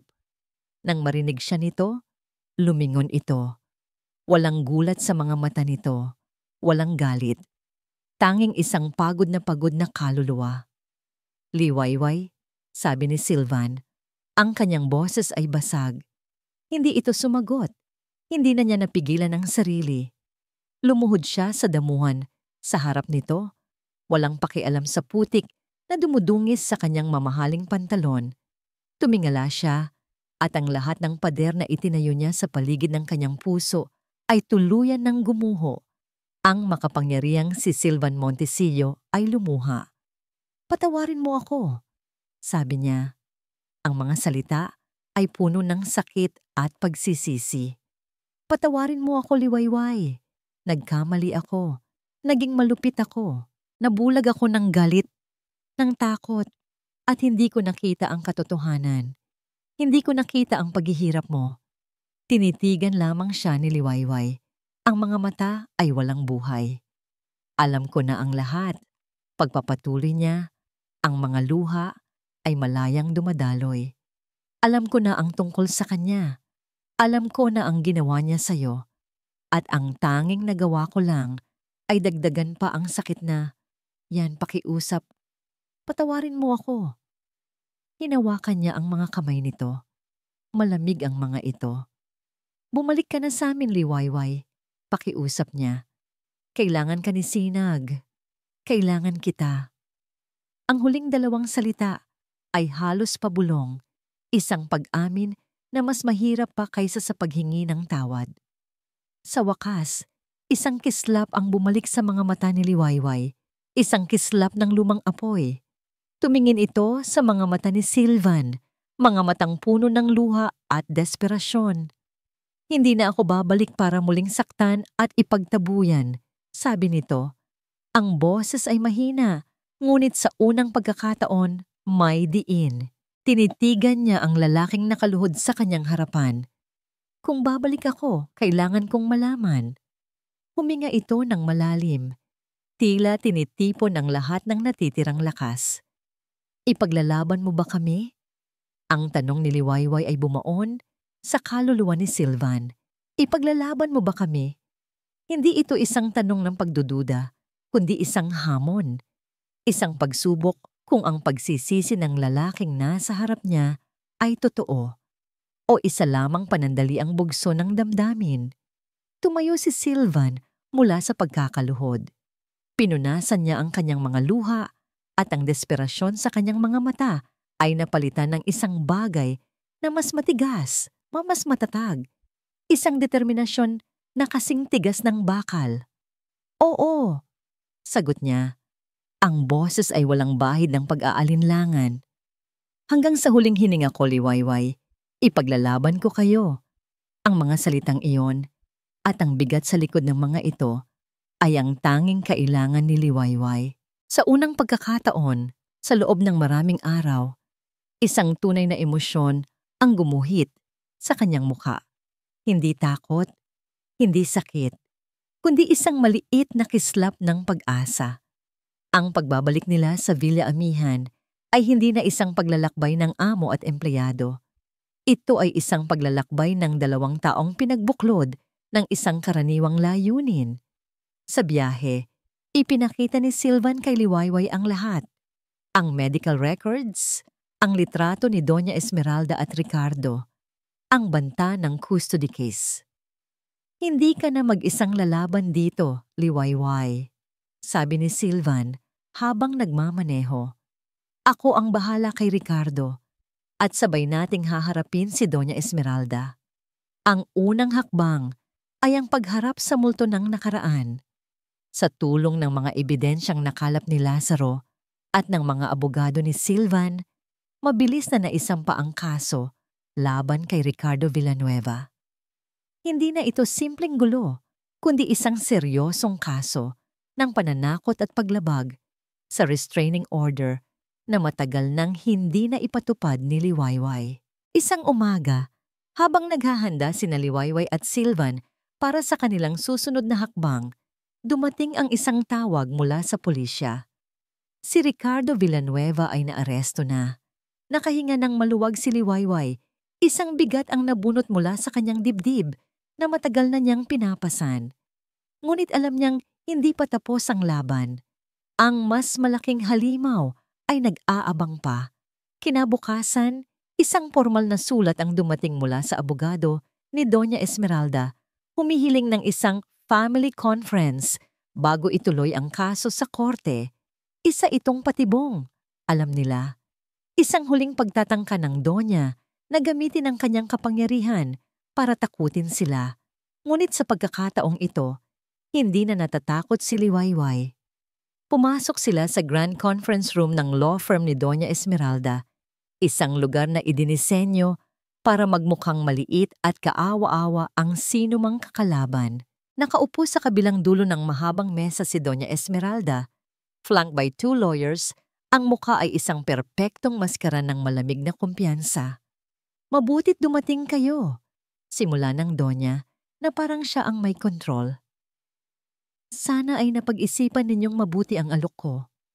Ibigay mo sa akin ang kustodya ni Sinag, Sylvan, at hindi na natin kailangang dalhin ang dumi na ito sa korte. Tumingin siya kay Liwayway na may pagkasuklam.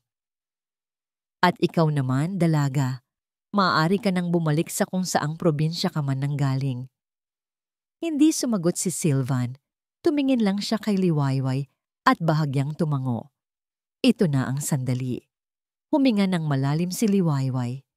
Ang babaeng pumasok sa silid na yon ay hindi na ang babaeng tumatakbo. Ang babaeng ito ay handa ng lumaban. Ginang Zobel. Simula niya, ang kanyang boses ay kalmado at malinaw. Umaalingaw sa tahimik na silid. Matagal akong nanahimik. Matagal akong nagtago sa takot. Hinayaan kong tapak-tapakan ng ibang tao ang pagkatao ko dahil inisip kong iyon ang nararapat sa akin. Tumayo siya. Pero hindi na ngayon. Tumingin siya ng diretso sa mga mata ng Donya. Alam ko po ang hirap ng mawalan ng isang minamahal. At alam ko rin po ang hirap ng mabuhay sa isang impyerno na akala mo ay pagmamahal. Ang asawa ko po, ang dati kong asawa, ay sinaktan ako ng paulit-ulit. Pisikal, emosyonal, at sa bawat pagkakataon, sinisisi ko ang sarili ko. Ang mga abogado ng Donya ay nagsimulang magbulungan, ngunit itinaas lang ni Liwayway ang kanyang kamay.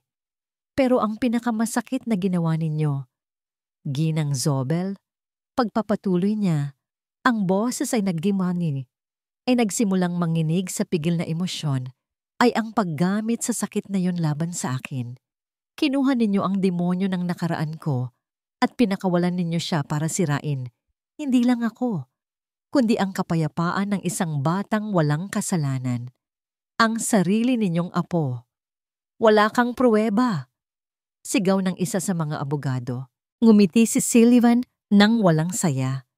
Diyan ka nagkakamali. Inilabas niya ang kanyang tablet at ipinakita sa screen ang litrato ni na Doña Esmeralda at Ricardo sa karinderya. Pagkatapos ay isang audio recording, ang boses ng isang penthousing gwardiya na nagpapatunay na binisita ni Ricardo ang Doña 2 beses bago ang insidente sa Villa Amihan. Namutla si Doña Esmeralda. Ang kanyang kumpiyansa ay nagsimulang maglaho. Ngunit may huling alas pa si Sylvan, isang bagay na itinatago niya, naghihintay ng tamang pagkakataon. May isa pa kayong dapat malaman, Mama, sabi ni Sylvan. Ang boses ay malungkot. Bago namatay si Isabella, iniwan niya ang kanyang journal. Binasa ko ito. At alam niyo ba kung ano ang nakasulat doon? Tumingin siya sa kanyang biyenan. Nakasulat doon kung gaano siya nasasakal, kung gaano niya naramdaman na kinokontrol ninyo ang bawat aspeto ng buhay niya, na ang pag-ibig ninyo ay naging isang hawla para sa kanya. Iyon na. Ang huling suntok. Ang katotohanan yon ay tumama kay Doña Esmeralda nang mas malakas pa kaysa sa anumang ebidensya. Ang pag-aakalang pinoprotektahan niya ang alaala ng kanyang anak ay isang kasinungalingan pala. Sa katunayan, inuulit lamang niya ang parehong pagkakamali na nagtulak sa kanyang anak palayo. Ang matigas na postura ni Doña Esmeralda ay biglang bumagsak. Ang malamig na maskara ay nabasag. At sa ilalim nito ay isang matandang babae lamang na puno ng sakit at pagsisisi. Napahawak siya sa kanyang dibdib, hirap huminga. At sa unang pagkakataon, sa harap ng lahat, si Doña Esmeralda Vida de Zobel ay napahagulgol. Lumipas ang 6 na buwan. Ang dating nakabibinging katahimikan ng Villa Amihan ay napalitan na ng himig ng mga halakhak ni Sinag, isang musika na gumigising kay Sylvan tuwing umaga nang may ngiti sa kanyang mga labi. Ang dating malamig at malawak na mga pasilyo ay tila lumiit at uminit, pinupuno ng mga drawing ng bata na nakadikit sa pader at ng amoy ng bagong lutong pandesal mula sa kusina. Ang mansyon ay hindi na isang monumento ng kalungkutan. Ito ay naging isang tahanan. Isang Sabado ng umaga, natagpuan ni Sylvan ang isang eksenang hindi niya aakalaing posible. Sa hardin, sa ilalim ng puno ng mangga, nakaupo si Doña Esmeralda sa isang maliit na upuan. Sa kandungan niya ay sisinag at binabasahan niya ito ng isang libro tungkol sa mga hayop. Ang boses ng Donya, na dati puno ng bakal at paghusga, ay malambing na ngayon at may bahid ng pag-iingat na para bang hawak niya ang isang bagay na napakahalaga at takot siyang mabasag at ang sabi ng munting kuneho, "Salamat sa pagliligtas sa akin, mahal na Pagong." Basa niya, medyo alanganin pa, "Pagong." Masayang ulit ni Sinag. Itinuturo ang larawan. "Lola, turtle." Isang maliit at totoong nangiti ang sumilay sa mga labi ni Doña Esmeralda. Tumingin siya kay Sylvan na nagmamasid mula sa malayo at bahagyang tumango. Isang tahimik na pagkilala sa kapayapaang kanilang natagpuan. Ang proseso ng pagpapatawad ay mahaba at hindi madali. Ngunit sa bawat pagbisita ng Donya, unti-unti nilang binubuo muli ang mga nasirang tulay. Hindi para sa kanila, kundi para sa bata na nasa gitna ng lahat. Sa kabilang banda, ang liwanag ay sumikat din para kay Liwayway. Nakatayo siya sa harap ng salamin sa kanyang silid. Suot ang isang simpleng blusa at pantalon. Tinitigan niya ang kanyang refleksyon. Wala na ang babaeng laging nakayuko at puno ng takot. Ang babaeng nakatingin pabalik sa kanya ngayon ay may kumpiyansa sa kanyang mga mata. Ang kanyang mga balikat ay tuwid. Ang kanyang ngiti ay abot tenga. Nagmamadali siyang bumaba, dala ang kanyang mga libro. "Papaalis na po ako," paalam niya. "Good luck sa exam mo." Sigaw ni Sylvan mula sa kusina. Sa loob ng malawak na lecture hall ng unibersidad, si Liwayway ay hindi na isang dayuhan. Isa na siyang ganap na estudyante, nakikinig, nagtatanong, sumasagot. Ang pangarap na matagal niyang ibinaon ay nabubuhay na ngayon at sa bawat aralin na kanyang natututunan, mas lalo niyang nararamdaman ang kanyang sariling halaga. Nang gabing iyon, may isang kakaibang sigla sa Villa Amihan. Naghanda si Sylvan ng isang simpleng salo-salo sa hardin. Ang mga bisita ay hindi mga kasosyo sa negosyo o mga socialite, kundi ang mga kasambahay, ang mayordoma, ang hardinero, ang mga gwardiya, ang mga taong naging tahimik na saksi sa lahat ng kanilang pinagdaanan. Nang ang lahat ay masayang nagkukwentuhan, kinuha ni Sylvan ang isang baso ng alak at marahang tinapik ito. Maari ko bang makuha ang atensyon ng lahat sandali? Natahimik ang lahat. Tumayo si Sylvan sa gitna, sa ilalim ng mga ilaw na nakasabit sa mga puno. Sa tabi niya ay si Liwayway, na walang ideya sa kung ano ang mangyayari. Alam ninyong lahat ang mga pinagdaanan ng pamilyang ito. Simula ni Sylvan, ang boses ay taos-puso.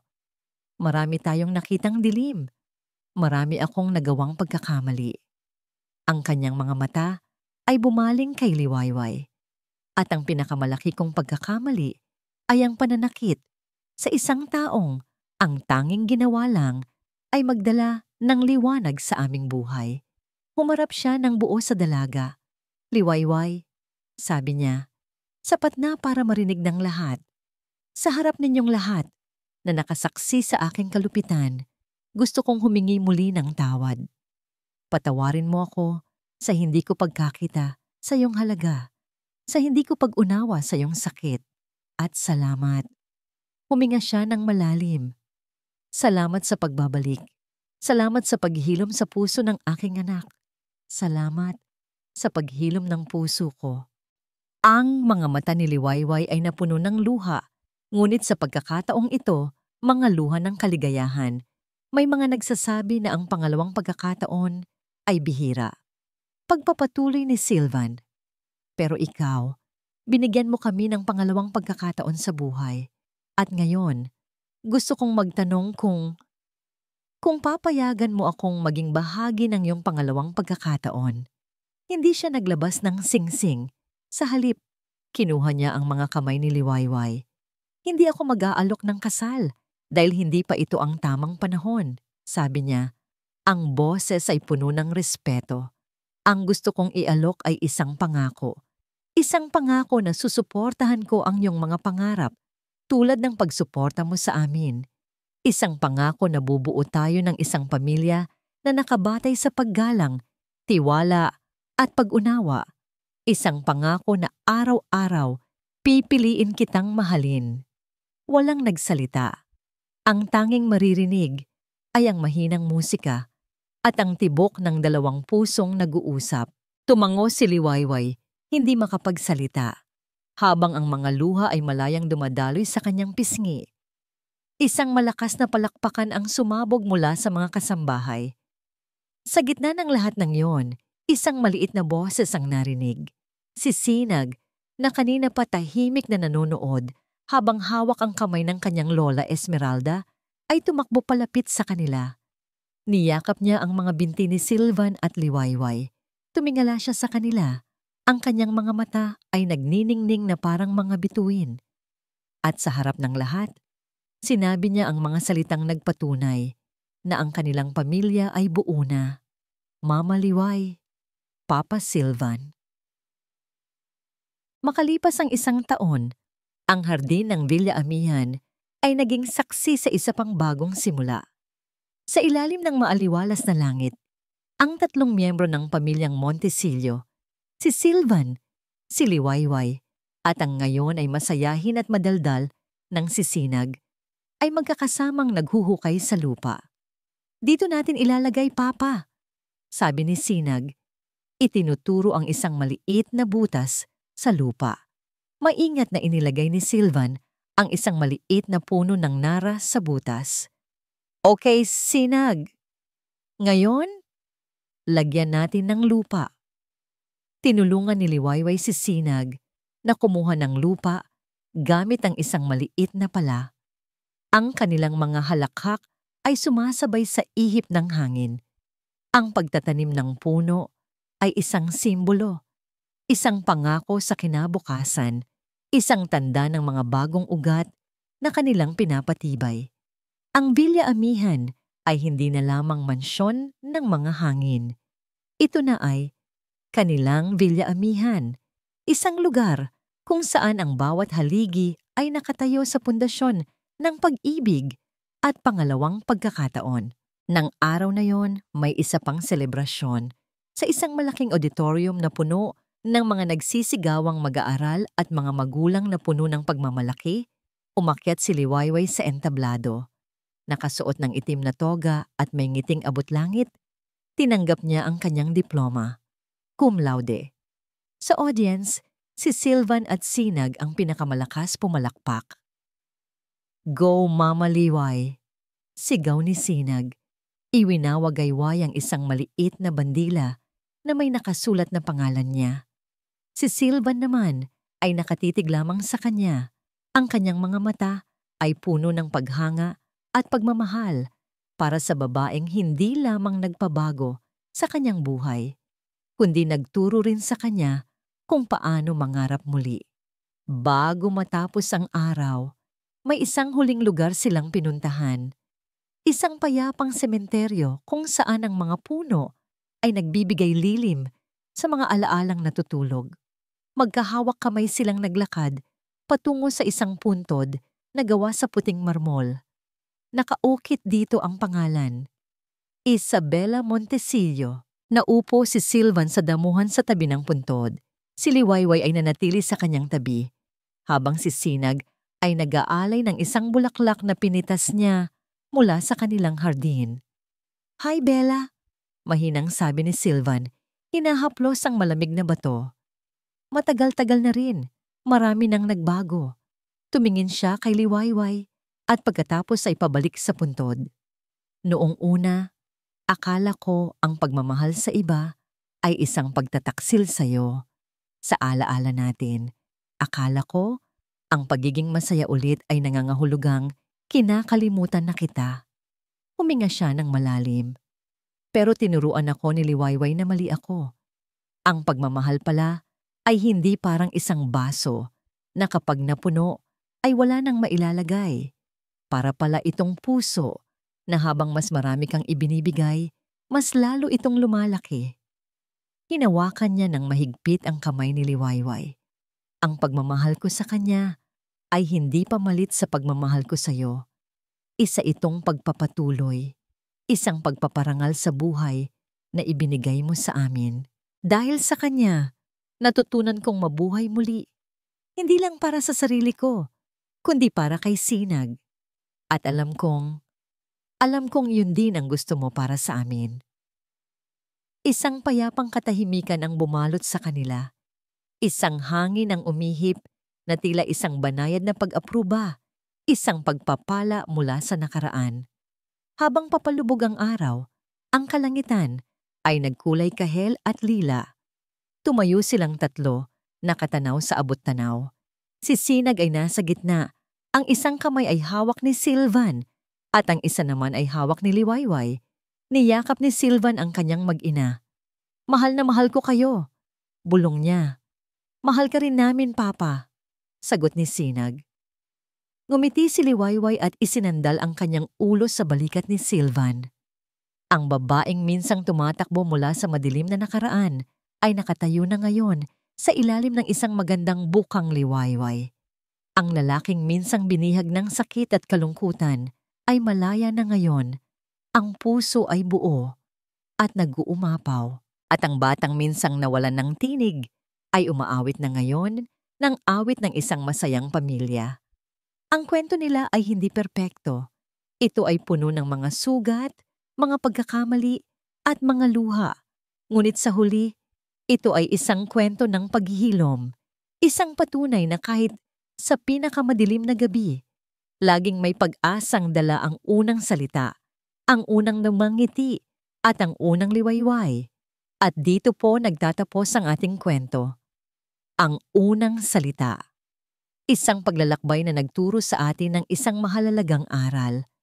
Ang tunay na paghilom ay hindi matatagpuan sa paglimot sa nakaraan, kundi sa pagtanggap nito. Ito ay ang pag-unawa na ang pagbubukas muli ng ating puso para sa isang bagong pag-ibig ay hindi isang pagtataksil, kundi isang pagpaparangal sa buhay at isang testamento sa walang hanggang kakayahan nating umibig muli. Ang pagpapatawad, lalo na sa ating mga sarili, ang siyang tunay na susi sa isang bagong liwayway. Maraming salamat po sa inyong walang sawang pagsubaybay at pakikinig. Sana po ay may napulot kayong aral at inspirasyon sa kwento ni na Silvan, Liwayway at Sinag. Kung meron po kayong mga saloobin o komento tungkol sa ating kwento, huwag po kayong mag-atubiling i-share sa comment section sa ibaba. Anong uri po ng kwento ang gusto ninyong marinig sa susunod? Gusto naming malaman ang inyong opinyon. Hindi dito nagtatapos ang ating paglalakbay. Marami pa pong kwentong kasing ganda at mas puno ng aral dito sa aming channel. Kung nagustuhan niyo ang kwentong ito, i-like, i-share sa pamilya at mga kaibigan, at mag-subscribe na rin para lagi kayong updated sa mga susunod pa naming kwento. I-click nyo ang notification bell para kayo ang unang makarinig kapag may bago kaming upload. Pagpalain po kayo ng Panginoon, kayo at ang inyong buong pamilya. Hanggang sa muli!